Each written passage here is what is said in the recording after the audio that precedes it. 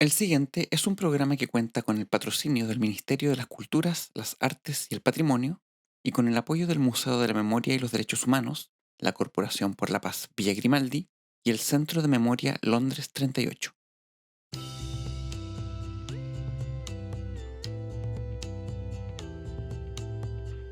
Probablemente uno de los mayores y más frecuentes temores que se podían experimentar durante los años de la dictadura cívico-militar en Chile era el peligro de que te hicieran desaparecer. Ser raptado por los aparatos de represión estatal del régimen y nunca volver a ser visto por tus seres queridos fue un temor latente en todos los habitantes de este territorio a lo largo de 17 años. De la misma manera, y como contraparte, existió el temor a que te quitaran algún ser amado, como ocurrió con tantas familias. Fue esta sensibilidad la que nuestra artista de hoy supo recoger y llevar al arte, dando forma a trabajos que buscaban reflexionar sobre la ausencia de estos cuerpos faltantes. Nos referimos a Luz Donoso Puelma, la Luciérnaga, como solían llamarla sus más cercanos, quien, con su obra, logró iluminar algunos de los pasajes más oscuros que tuvo este periodo y que a partir de sus grabados y acciones aportó tanto a la reflexión del momento como a nutrir de creatividad y potencia simbólica muchas de las acciones que las organizaciones de derechos humanos y de familiares de las víctimas llevaron a cabo en pos de denunciar la violencia de Estado. ¿Quién mejor que Luz para ayudarles con esto? Dado que ella experimentó en carne propia lo que fue perder a seres queridos. Esto debido a su cercanía con el Partido Comunista. Muchos de sus más cercanos fueron el blanco predilecto de las fuerzas represivas. Nos adentraremos en la obra de un artista cuyo compromiso con la lucha nunca cejó y convirtió el arte en un arma que dotaría de sentido lugares vacíos que se ubicaban en un espacio que ella misma denominó dentro y fuera del arte. Bueno, les doy la bienvenida a todas y a todos a este nuevo capítulo de La Mirada Censurada, un podcast sobre arte en dictadura, en donde, como ya se los adelantaba en la introducción, nos abocaremos a la artista Luz Donoso, una de las creadoras más prolíficas y comprometidas de los años que nos ocupan en este programa. La obra de Luz es realmente un ejemplo de lo que se podría entender como el arte y el activismo fusionados, algo que hoy en día recibe un nombre bastante glamoroso y que se conoce como artivismo. Un nombre nuevo para una práctica antigua: utilizar el arte para denunciar los abusos que, en este caso, el Estado perpetraba para con sus ciudadanos. Algo bastante recurrente durante este periodo, dado que el grueso de las obras de arte, si es que hubiese que utilizar esa etiqueta para referirnos a estas producciones, se basaba e inspiraba en la denuncia de dichos abusos, o los tomaba como una temática para hablar y reflexionar en torno a ellos. Sin embargo, y es aquí donde hago hincapié en la obra de esta artista que, en lo personal, considero particularmente potente en este punto, puesto que consigue realizar la denuncia sin caer en la obviedad propia de lo panfletario, aun cuando utilizara, paradójicamente, por ejemplo, afiches y panfletos para su trabajo, como ya veremos dentro de un instante. Algo que, en muchos casos, no se lograba, siendo el resultado algo demasiado propagandístico o bien, en su defecto, demasiado poético y metafórico, haciendo de la obra algo sumamente críptico y, por lo mismo, reduciendo su radio de alcance exclusivamente a receptores instruidos en arte. Asimismo, resulta interesante el hecho de que su trabajo, al igual como algunos de los artistas que en este podcast veremos, fue relegado al olvido durante mucho tiempo y rescatado por la historiadora Paulina Varas en su libro Luz Donoso, el arte y la acción en el presente, editado en 2018 por la editorial 8 Libros, en donde pone de relevancia la vida y obra de esta artista, analizando sus trabajos y destacando el tenor político de los mismos, junto con su activa participación en movimientos sociales por los derechos humanos. Será este libro la principal fuente que utilizaré hoy para las reflexiones que se harán en torno a la obra de esta creadora, en gran parte por la seriedad y profundidad con las que la autora ha abordado el tema, y sumado al hecho de que son pocos los historiadores que se han preocupado de trabajar de forma monográfica a esta artista. De ahí que sea un excelente material para conocer el arte de Donoso y por lo mismo lo recomiendo totalmente. De igual forma, dejaré algunos enlaces en la descripción que llevan a páginas con información para profundizar en este artista y, sobre todo, que poseen imágenes de algunas de las obras que hoy abordaremos para que, cuando tengan tiempo, les den un vistazo. Bueno, como será costumbre en este podcast, siempre antes de adentrarnos en el análisis mismo de las obras en cuestión, le dedicaré algunos minutos a ciertos aspectos biográficos de los artistas y colectivos que aquí abordemos. Esto, porque a la hora de entender la obra de los creadores, siempre es importante considerar cómo fue su vida. Algo que aplica tanto para artistas visuales como para escritores, músicos, cineastas, dramaturgos e incluso científicos. La biografía es un elemento fundamental a la hora de comprender todo tipo de creación, dado que las experiencias de vida influyen directamente en estas y en cómo se dan. De ahí que siempre le dedicaré algunos minutos a esta. Pues bien, partamos diciendo que Luz Donoso Puelma nace en Santiago en 1921 y realiza estudios de medicina durante 4 años en la Universidad de Chile a partir de 1943. Sin embargo, desiste de esta profesión para comenzar a aproximarse de manera extraacadémica a las artes visuales. Ella misma declaró en más de una ocasión que siempre guardó un profundo interés por el arte. Ojo, que cuando digo extraacadémico, me refiero a que no recibe una formación propiamente universitaria, pero sí recibe formación artística, en ese entonces novísimo Taller 99, el mismo año de su inauguración, en 1956. Un lugar gravitante para el arte chileno durante décadas, y en el cual se formaron y perfeccionaron artistas tan variados como la pintora Rosa Bru, el escultor Ricardo Irarrázaval o el videoartista Juan Downey, siempre con la condición de que la producción ahí realizada fuera siempre vinculada de alguna u otra manera a la disciplina del grabado y lo gráfico. Es así que Donoso se comienza a entrenar en el dibujo y grabado con el fundador del taller, el artista Nemesio Antúnez, y con quien entablaría una profunda amistad. De esta forma, Luz comienza poco a poco a ingresar a los circuitos expositivos y a participar de diversas muestras colectivas, tanto con artistas vinculados al taller como a otros ámbitos, comenzando de esta forma a recibir todo tipo de reconocimientos por su trabajo. Es en el año 64 que participa junto a un sinnúmero de artistas de la campaña presidencial de Salvador Allende, y del cual ya hemos hablado en el capítulo de las brigadas muralistas. Precisamente pintando el famoso mural en el río Mapocho próximo a la Vega Central, del que aún se conservan fotos y que abordaremos más adelante. Es debido a todo este reconocimiento que en el año 71 pasa a formar parte del cuerpo docente de la Facultad de Artes de la Universidad de Chile, ejerciendo como profesora de gráfica hasta 1974. Luego de lo cual es exonerada de su cargo, como tantos otros profesores durante la dictadura. Las razones entregadas: agitar al estudiantado, según rezaba el informe que se hizo para desvincularla de la institución, como ella misma contó alguna vez. Ese mismo año pasa a integrar el famoso Taller de Artes Visuales, también conocido como TAF, y es ahí donde aprende serigrafía. De hecho, es ella misma la que diseña el logotipo que hasta el día de hoy mantiene el taller. La serigrafía será una técnica recurrente en sus trabajos, dado que es la que se utiliza en la producción de afiches de propaganda y publicidad. Es en el TAF que consigue afiatar todavía más sus lazos con el mundo artístico y participar de diversas exposiciones nacionales e internacionales, muchas de ellas vinculadas a los movimientos de derechos humanos, de los cuales la artista participó activamente, como ya lo había mencionado, y una vez retornada a la democracia, sigue vinculada al arte como una herramienta de memoria. Finalmente muere en el año 2008 en Santiago de Chile a la edad de 87 años.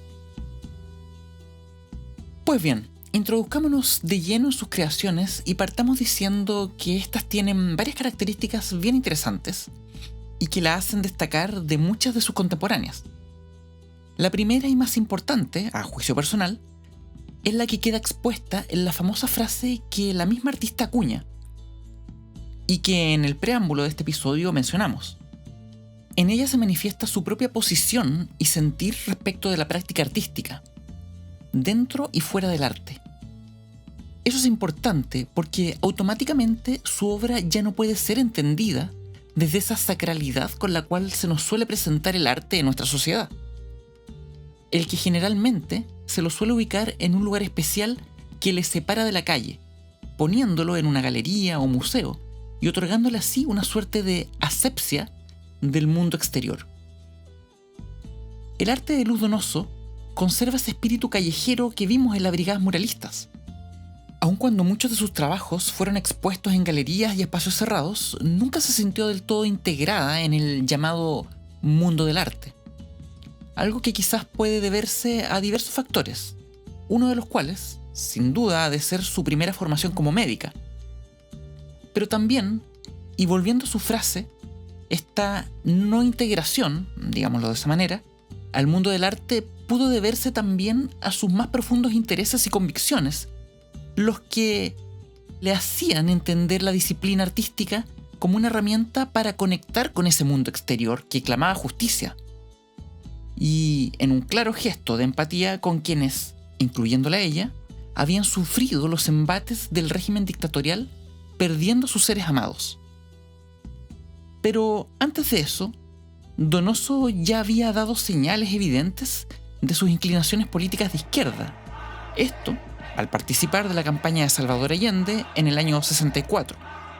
Fue aquí cuando el artista colabora en la realización del ya mencionado Mural de los Tajamares, ubicado en la ribera del río Mapocho a la altura de la Vega Central. Esta obra nos sirve de buena manera para vincular su quehacer al espíritu revolucionario de las brigadas muralistas, las que entendían la calle como el espacio idóneo para exponer su arte, por todo lo ya visto en ese episodio. Respecto a este mural, la misma artista cuenta el ambiente festivo y participativo que tenía la gente al momento de su realización, siendo pintado no solo por los artistas, sino también con pobladores del sector. En este punto podemos entender perfectamente el sentido de colectividad que marcaba sus obras, y si bien había una parte importante de su producción hecha de forma individual, siempre mostró un espíritu claramente inclinado hacia las colaboraciones, sintiéndose muy cómoda con esa forma de producir arte. Ahora bien, en esta obra se podían apreciar algunos de los elementos más habituales dentro de la imaginería del mural: grupos de trabajadores, mineros, campesinos, niños, aves y una de las figuras más destacadas de la composición, el busto del presidente José Manuel Balmaceda, sosteniendo una hoja en la cual se leía la consigna: esta tierra, esta riqueza será de Chile, esta materia blanca convertiré en escuelas, en pan para mi pueblo, y firmado con su apellido en la parte inferior del pergamino. Y al lado de Balmaceda se logra apreciar el rostro de Luis Emilio Recabarren, el fundador del Partido Comunista de Chile. Sabido es que el artista participó en la ejecución de varios murales, todos hechos en lugares populares, en donde los mismos pobladores invitaban a los artistas ofreciéndoles muros, y en algunos casos los agasajaban con empanadas o algún tipo de vianda a modo de agradecimiento. Es en estos pequeños gestos en donde queda patente esa conexión con los ámbitos que escapan de los elitistas círculos del arte, y con los cuales Donoso siempre mostró un grado de evidente ajenidad. Ya en relación a sus otras obras, podemos partir hablando de los famosos calados para marcar fechas y lugares en la ciudad, realizadas en 1978, pero que, para ahorrar tiempo y aliento, nos referiremos a ellos simplemente como calados. Tal y como su extenso nombre lo indica y los describe la autora Paulina Varas en su investigación, estos objetos consisten en dispositivos matrices compuestos de fragmentos de cuerpos desconocidos, o, dicho de otro modo, son planchas metálicas que tienen precisamente calados con la forma de partes del cuerpo humano. Es lo que hoy se suele llamar stencil. Estos fragmentos estaban diseñados de forma muy sintética y esquemática, sin entrar en detalles de ningún tipo. Aquí en uno de los links pueden ver algunas imágenes de la matriz y sus resultados.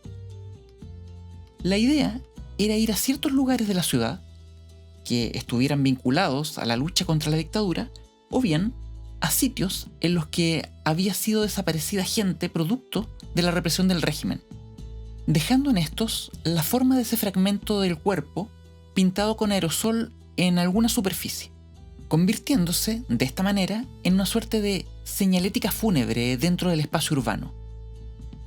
Es interesante notar que la estética de los contornos limpios y esquemáticos la vincula directamente a esa formación que tuvo en las artes gráficas, dibujo y grabado en el Taller 99 con Nemesio Antunes.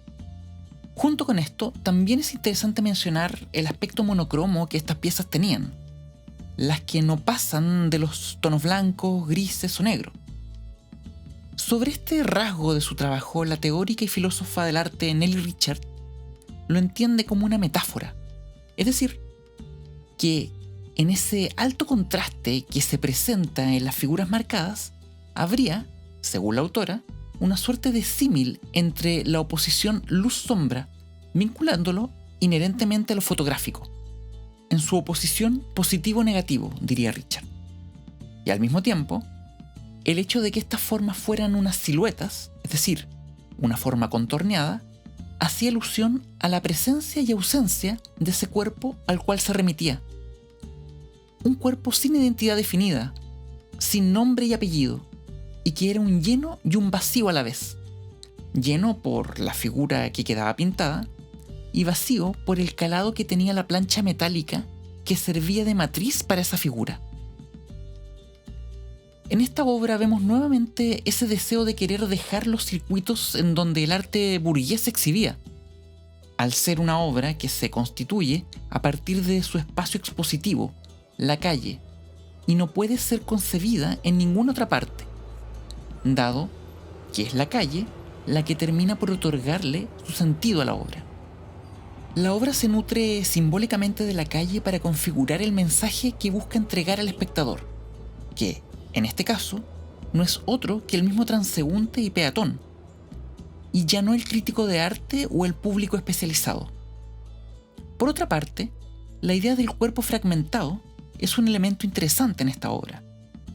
Es con esto que se nos remite de forma directa a la mutilación de la anatomía humana y por defecto a su sufrimiento. Estas son formas que no solo hablan de la desaparición, sino de la tortura por la cual miles de compatriotas tuvieron que pasar. Pues bien, siguiendo en la línea de la denuncia sobre las violaciones de los derechos humanos dentro de su producción, nos encontramos con la obra que se conoce como Acciones de Apoyo. Ese es el nombre con el que se le conoce a una serie de acciones colectivas que se llevaron a cabo en la vía pública. En estas, Donoso fue solo una de las integrantes junto con los artistas Patricia Saavedra, Elías Adasme y Hernán Parada.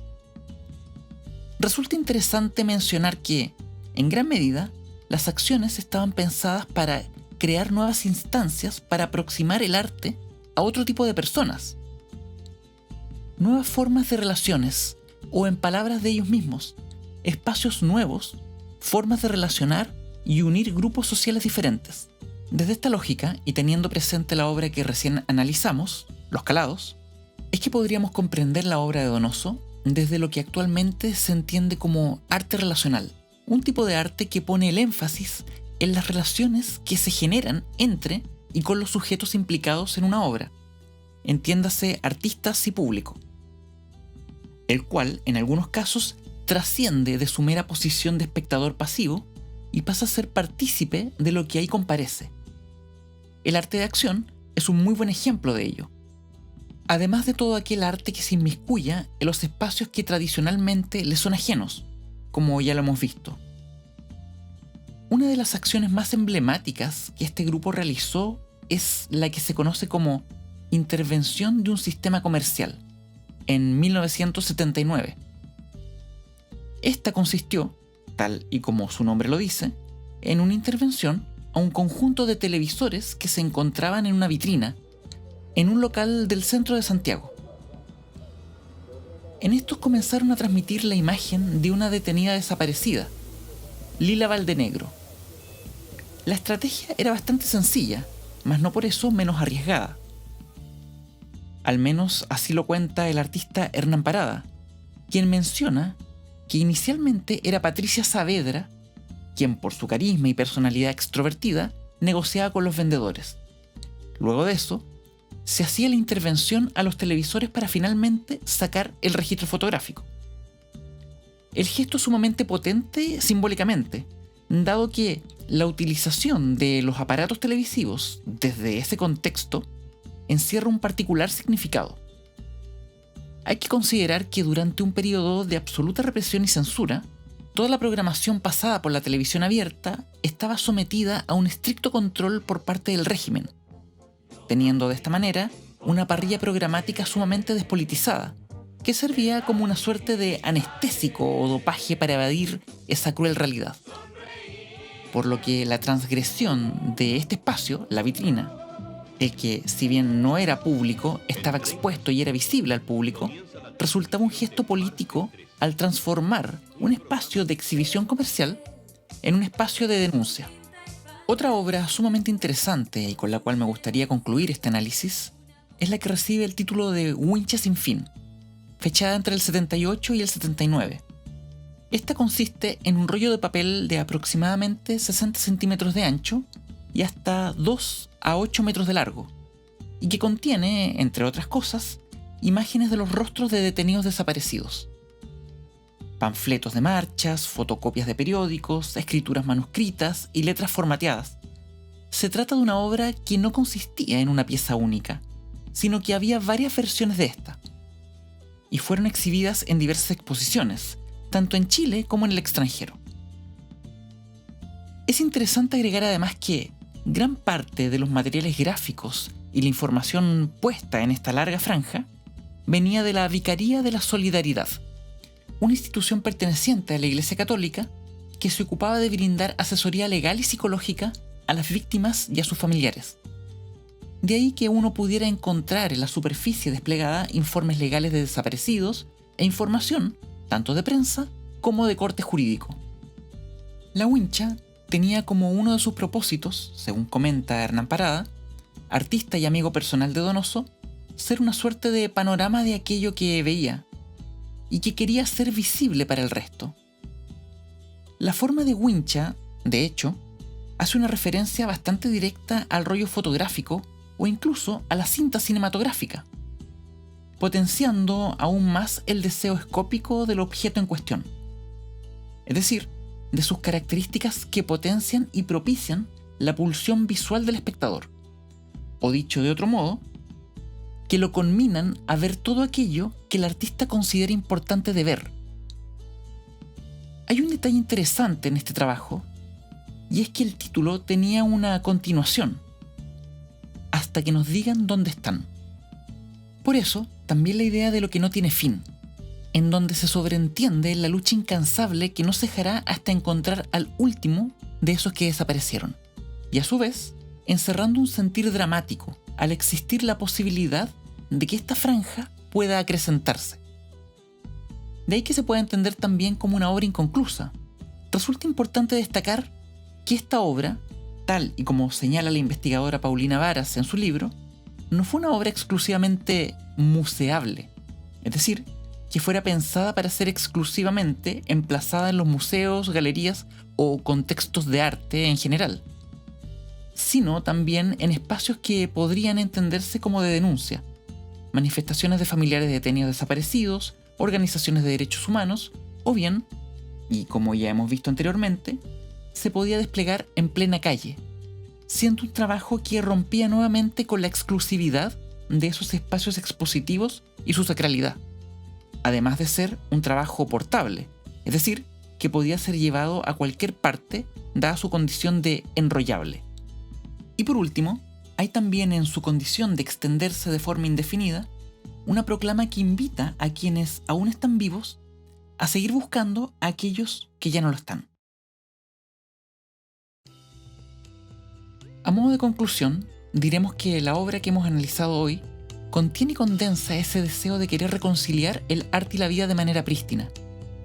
Un deseo que partió y caracterizó a los primeros movimientos de vanguardia del siglo XX y que aquí, Luz Donoso, por condiciones históricas muy distintas, pero con muchas similitudes a la vez, consiguió y utilizó como un instrumento para incidir en su realidad inmediata. El trabajo de este artista significó un gran espaldarazo a las víctimas y a sus familiares, y asimismo no hizo más que corroborar que el arte es una actividad humana que puede prescindir perfectamente del estatus elevado y la pompa con que habitualmente se nos suele presentar.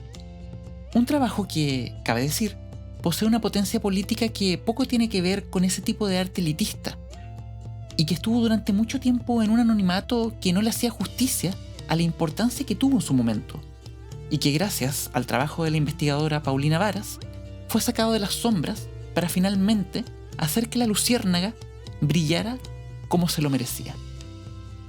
Y es así como finalizamos el capítulo de hoy. Esperando que les haya gustado, nos escuchamos en una próxima edición de La Mirada Censurada. Un abrazo grande y que estén muy bien.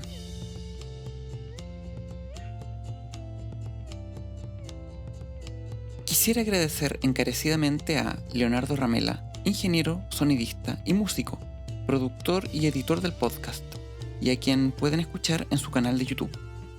A Damián Jones, músico, compositor y autor de las envolventes melodías que aquí pudieron escuchar, y a quien pueden seguir en todas sus redes sociales como Damián Jones. Y finalmente, un agradecimiento especial a Yasmín Fabris, diseñadora y autora de la gráfica que le da imagen a este podcast. Sin su ayuda, este proyecto no habría sido posible. Por todo ello, mil gracias. Y recuerden que me pueden seguir en Instagram, Facebook y Twitter como La Mirada Censurada para enterarse de los próximos episodios.